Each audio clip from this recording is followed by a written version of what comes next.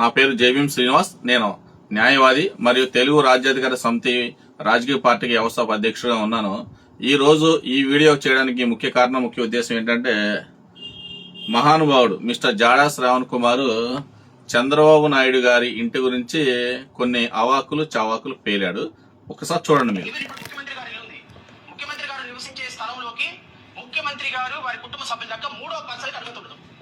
ఇది ఒక కరుడు కట్టినటువంటి భావజాలం ఉన్నటువంటి ఒక మతోన్మాది యొక్క ఆలోచన.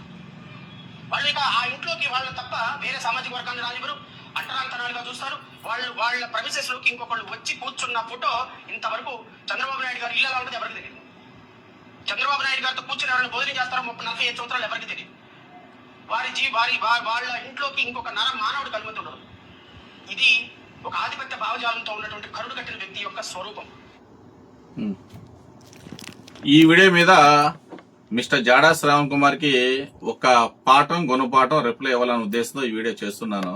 మిస్టర్ జాడా శ్రావణ్ కుమార్, నువ్వు చంద్రబాబు నాయుడు గారి ఇంటి మీద అవాకులు చవాకులు పేలుతూ అబద్ధాలు, అసత్యమైన వ్యాఖ్యలు మొత్తం చెప్తున్నావు. ఇక్కడ తెలుసుకోవాల్సిన నిజం ఏంటంటే, ఫస్ట్ పాయింట్, ఎస్సీలు, బీసీలు, గిరిజనులు, ఎస్టీలు కూడా కొన్ని వందల సార్లు చంద్రబాబు నాయుడు గారి ఇంటికి వెళ్లి భోజనం చేసి అక్కడ సమావేశం ఏర్పాటు చేసుకుని మాట్లాడి రావడం కూడా జరిగింది. రీసెంట్ గా వంగలపూడి అనిత గారు కొన్ని వందల సార్లు వెళ్ళి ఉంటారు. కొన్ని వందల సార్లు వెళ్ళి చంద్రబాబు నాయుడు గారి ఇంట్లో భోజనం చేసి సమావేశాలు కూడా ఏర్పాటు చేసుకుని అసెంబ్లీ అయ్యి వాళ్ళు మాట్లాడుకుని బయటికి రావడంలో కొన్ని వందల వీడియోలు ఉన్నాయి.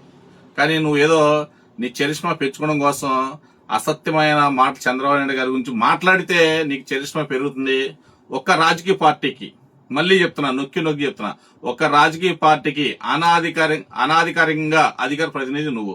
ఆ రాజకీయ పార్టీ అంటే నీకు తెలుసు, చూసే ప్రజలకు కూడా తెలుసు, అందరికీ తెలుసు ఆ విషయం. ఆ రాజకీయ పార్టీ పేరు చెప్పాల్సిన అవసరం కూడా ఇక్కడ లేదు. అలాంటి వ్యక్తివి నువ్వు దీనికి నీ సమాధానం చెప్పాలి. రాష్ట్ర ప్రజలు తెలుసుకోవాలి నువ్వు చెప్తా ఉంటావు కదా, ఈ రాష్ట్ర ప్రజలు నువ్వు సమాధానం చెప్పాలి.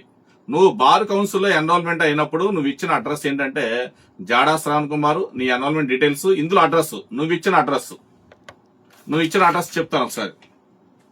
Door number 32-12-1 Lavanya apartment, Mogarajapuram, Vijayawada. ఈ అడ్రస్ ఇచ్చావు. ఇదే అడ్రస్ కి ఏపీ బార్ కౌన్సిల్ వారు అమరావతి వారు అనేక సార్లు, చాలా సందర్భాల్లో నీ అడ్వకేట్ లైసెన్స్ క్యాన్సిల్ అవ్వడం ఎందుకు చేయకూడదు, దానికి నీ కౌంటర్ నీ రిప్లై ఇవ్వమని చెప్పి నీ మీద బార్ కౌన్సిల్లో కంప్లైంట్ ఇస్తే దాని నిమిత్తం నీకు నోటీసులు చాలా సార్లు పంపించారు. కానీ నీ తెలివితో నువ్వేం చేస్తున్నావు, ఈ మొగరాజపురంలో 32-12 డోర్ నెంబర్ పేరుతో ఉంది ఎన్రోల్మెంట్ అడ్రస్. కానీ నీకు బార్ కౌన్సిల్ వారు నోటీసులు పదే పంపిస్తున్నారని చెప్పి తెలివిగా ఈ ఇల్లు నువ్వు ఖాళీ చేసి, ఈ అపార్ట్మెంట్ ఖాళీ చేసి దాని ఆపోజిట్ సందులోకి వెళ్ళిపోయావు, అంటే ఆపోజిట్ సైడ్ వెళ్ళిపోయావు. ఇప్పుడు ప్రజెంట్ నువ్వు ఉన్న అడ్రస్ కూడా ఇది, భాగ్యలక్ష్మి నిలయం అపార్ట్మెంట్.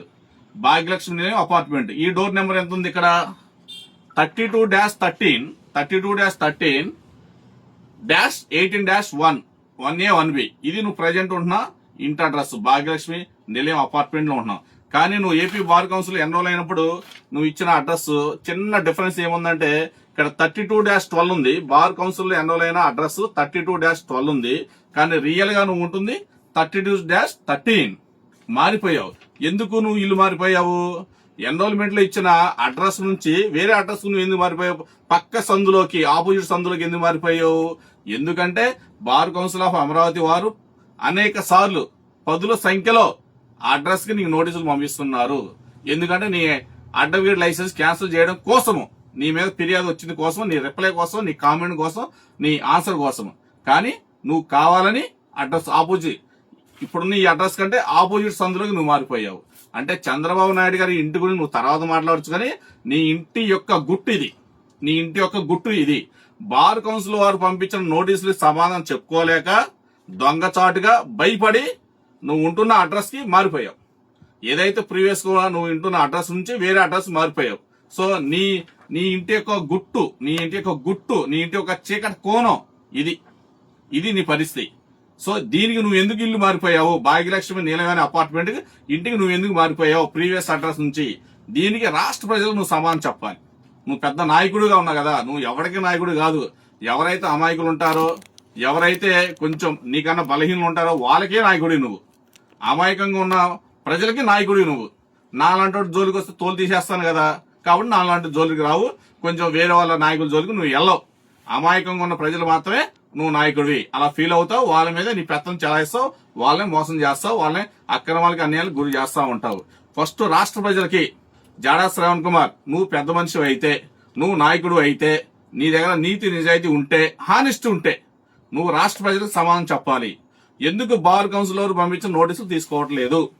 గత 5 సంవత్సరాల నుంచి, 5 years నుంచి, since 5 years bar council of Andhra Pradesh Amaravati వారు నీకు నోటీసులు పంపిస్తుంటే ఎందుకు తీసుకోవడం లేదు? అడ్రస్ నాట్ ఫౌండ్ అని చెప్పి పోస్టల్ డిపార్ట్మెంట్ వారిని మేనేజ్ చేస్తూ ఎందుకు అది రాపిస్తున్నావు? ఎందుకు కరెంట్ అడ్రస్ నువ్వు ఏపీ బార్ కౌన్సిల్ వారికి ఇవ్వడం లేదు? ప్రీవియస్ గా ఏమో 32-12 అనే డోర్ నెంబర్ మీద ప్రీవియస్ గా ఉంది, నువ్వు మారింది మాత్రం 32-13, 32-13 అనే అపార్ట్మెంట్, భాగ్యలక్ష్మి అనే అపార్ట్మెంట్ మారిపోయావు. సో దీనికి చంద్రబాబు నాయుడు గారి ఇంటి గురించి మాట్లాడే ముందు రాష్ట్ర ప్రజలకి నీ యొక్క ఇంటి యొక్క రహస్యం, నీ ఎందుకు మారావు, నువ్వు ఆ కొత్త ఇంటికి ఎందుకు మారావు, ఆ ఇంటి యొక్క రహస్యం, ఆ ఇంటి యొక్క చీకటి కోణం, దాని యొక్క గుట్టు రాష్ట్ర ప్రజలు చెప్పాలి అని నేను డిమాండ్ చేస్తున్నాను. నువ్వు చేసే మొత్తం అన్నేమో లంగా పనులు, దొంగ పనులు, ఎదుటోడి మీద గుడ్డ కలిసి మీద వేస్తావు. అంటే జాడా శ్రవణ్ కుమార్ యొక్క తెలివి ఏంటంటే, చంద్రబాబు నాయుడు గారి గురించి మాట్లాడినా, పవన్ కళ్యాణ్ గురించి మాట్లాడినా, ఇంకా పెద్ద నాయకుల గురించి మాట్లాడితే నీకు చరిష్మా పెరిగిపోతుంది. ఒక రాజకీయ పార్టీకి అనాధికారికంగా అధికార ప్రతినిధిగా ఉన్నావు కదా, ఆ రాజకీయ పార్టీలు నీకు మార్కులు వేస్తారు, 10కి 10 మార్కులు వేస్తారు. ఆ ఫ్యూచర్ లో నీకు ఎమ్మెల్యే సీట్ ఇస్తారు, ఎంపీ సీట్ ఇస్తారు, మినిస్టర్ అవ్వచ్చు, ఇంకా ప్రజలను ఎక్కువ దోచుకోవచ్చు, లైఫ్ టైం సెటిల్మెంట్ చేసుకోవచ్చు అన్న ఆలోచన ఉన్నావు కదా. ప్రతిదీ నువ్వు చేసే ప్రతిదీ సమాజం గమనిస్తుంది, గుర్తించుకునేది, నీకు తగ్గ బుద్ధి చెప్తుంది. ఒక్కరోజు వస్తుంది, there is a one day for you. ఒక్కరోజు సొసైటీ మొత్తం నీ మీద లేస్తుంది. నీ మీద నువ్వు చేసిన అన్యాయాలకి, అక్రమాలకి, నువ్వు చేసిన చట్ట వ్యతిరేక పనులు మొత్తానికి సొసైటీ మొత్తం నీ మీద లేస్తుంది. అది మాత్రం there is a one day come for you. జాడా శ్రవణ్ కుమార్, జాగ్రత్త గుర్తుపెట్టుకో. నీ దగ్గర ఏమన్నా దమ్ము సత్తా ఉంటే నువ్వు ఏదో పొలిటికల్ పార్టీ పెట్టుకున్నావు, ఆ పొలిటికల్ పార్టీ పేరు కూడా I don't want say before front of media. నేను చెప్తున్నా, నీకు దమ్ము ధైర్యం ఉంటే, నీకేమైనా చరిష్మా ఉంటే గవర్నమెంట్ పాలసీ మీద మాట్లాడు. వ్యక్తిగతంగా టార్గెట్ చేయకుండా గవర్నమెంట్ పాలసీ మీద మాట్లాడు. దొంగ మాటలు, చట్ట వ్యతిరేక మాటలు మాట్లాడకుండా, అసలు నువ్వు చేసే పనులు కూడా చట్ట వ్యతిరేక పనులే ఉన్నాయి కదా.